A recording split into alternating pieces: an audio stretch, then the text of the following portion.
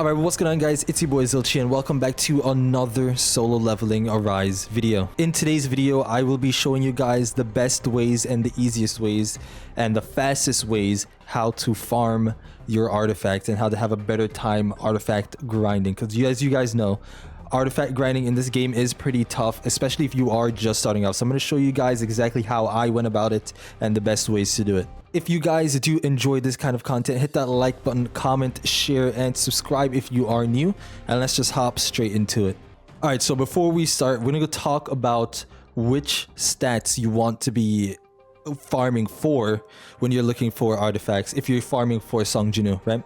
Obviously, we're going to also take a look at the hunters. I think I'm going to make a separate video talking about what each hunters what they need in terms of their artifacts, right? So that's going to be a full separate video.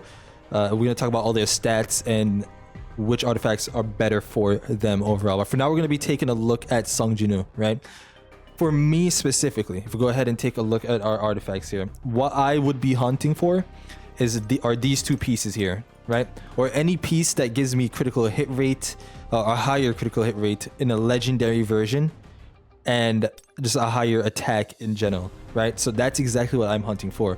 Make sure you're hunting for artifacts or you're farming for artifacts that have similar stats and that can give you an upgrade in those, right? So I'm going to show you guys exactly how to do that. Again, I'm hunting for these. I'm going to go ahead and show you guys in the Encore mission. We're going to do a couple of fights here and show you the best way or how I went about it when I was first starting off, right? And exactly how you want to manage those resources trying to farm for it. So I'm going to go ahead and switch that screen right now. Okay, so we are here at the Encore missions. As you can see, I'm at tier 10 at the last two here and tier 9 at these two because I don't need to do these anymore. I'm probably going to do it just for the trophies, right? I'll do it right now actually and show you guys. But when starting off, right, obviously you unlock this one first, and then after you beat this one you go to the next one, and so on, right? So I suggest when you're farming for these artifacts, if you're able to get to a section on any of these, or if you beat this one then you beat this next one over here, go as far as you can on each and stop where you're having where your most difficult section is, right? So let's say for me my most difficult section was tier 7 for this one. I would farm tier 6 because that would allow me to get like easier runs, obviously, and quicker runs, and so that way I can farm more. I never suggest using gems to reset your keys unless you're like a whale or something, right? So if you are, this is mainly for a free-to-play section right here, like this tip right here. If you are a free-to-play player, if let's say again tier 6 would be your hardest section to do right here, right? Or tier 7 would be the hardest section. Farm tier 6 as much as you can, one by one, okay? Or I'd say 2 by 2, right? In terms of this. So if you click tier 6 here, you can actually put this by 2 and it'll give you a reward bonus times 2 or reward times 2.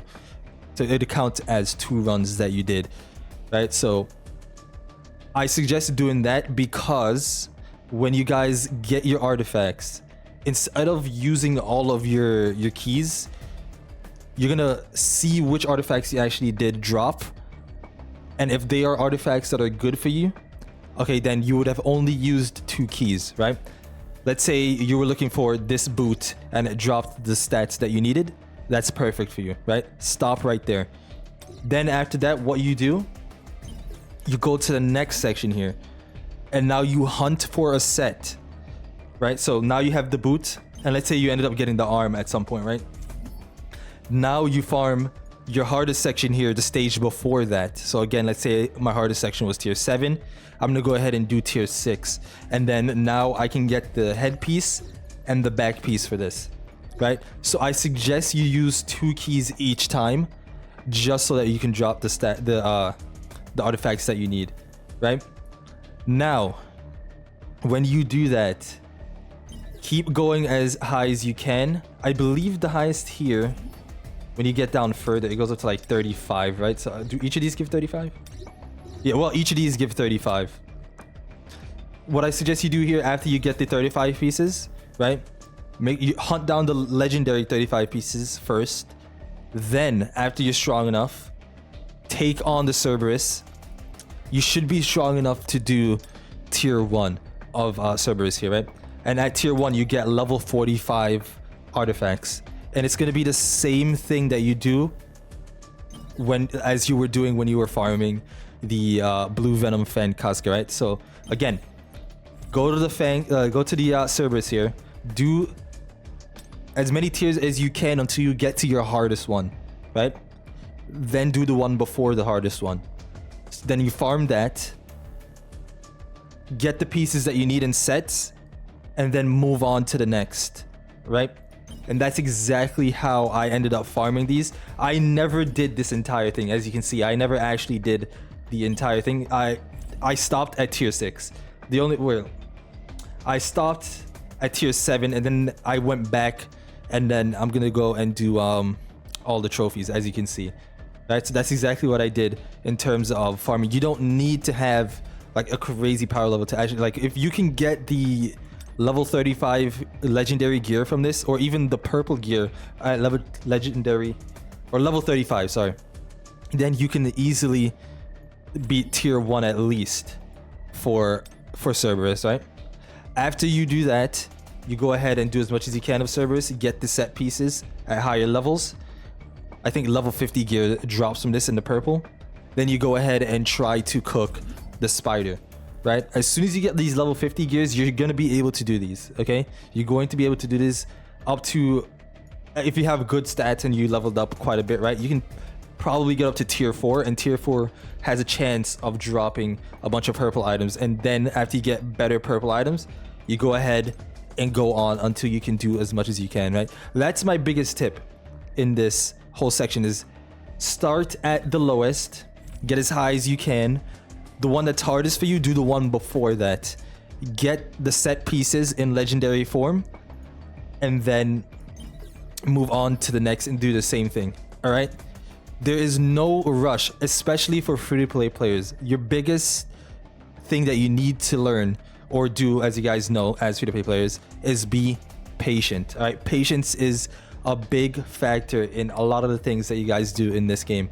And again, a tip that I'm giving you guys is do it 2 by 2 every single day, right? So 2 keys, move back and forth so you guys can see what stats you're getting.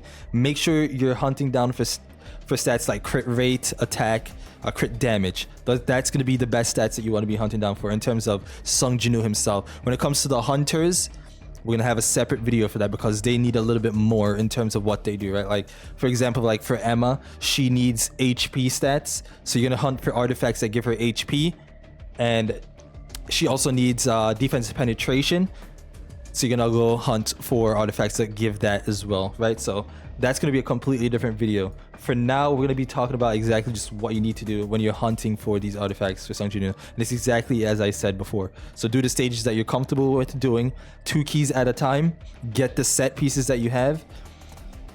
And it is okay, guys, by the way, it is okay to run random pieces that just give you a strength buff, because that's exactly what I did as well. At the time, obviously, I didn't have the right pieces to secure a lot of these stages, so I decided to just run artifacts that gave me a lot in terms of my attack and just a damage buff in general. Then when I was able to get my set pieces, 2 set pieces for each, we went ahead and changed it up, and then I went and took on the other bosses, right? Artifact grinding at first seems like overwhelming, but it really isn't. If you do exactly what I'm telling you guys, you're gonna see an increase in how easy you're able to beat these bosses in terms of the beginning section, right? Obviously the other section is gonna be a lot harder, but you can farm the sections that you can beat and get better artifacts over time. Again, patience is key here, right? So that's the biggest tip I have for you guys when farming for these artifacts in the encore section. And it's the same thing in the instance dungeon section as well. In terms of where you can get the other artifacts as well, if you go do your gates, I haven't done my dailies yet, guys, so I'm gonna go ahead and do that right after this video. But if you do your gates, you can see that the gates also give you artifacts, right? This one would give me a purple piece. If I have a higher level gate, I believe it gave me a gold piece, right? So make sure you guys are farming through your gate section as well, because they do drop high level artifacts the higher your difficulty is. So yeah, that's pretty much it for in terms of grinding for artifacts and how to farm for the artifacts. That's exactly how I do it. That's how a lot of other people do it. That's how they've been doing it starting off to now. So yeah, if you guys did enjoy this video, if I missed anything, if you guys have any other tips for people that are starting off, put it in the comment section below, and I'll see you guys in the next one. Peace.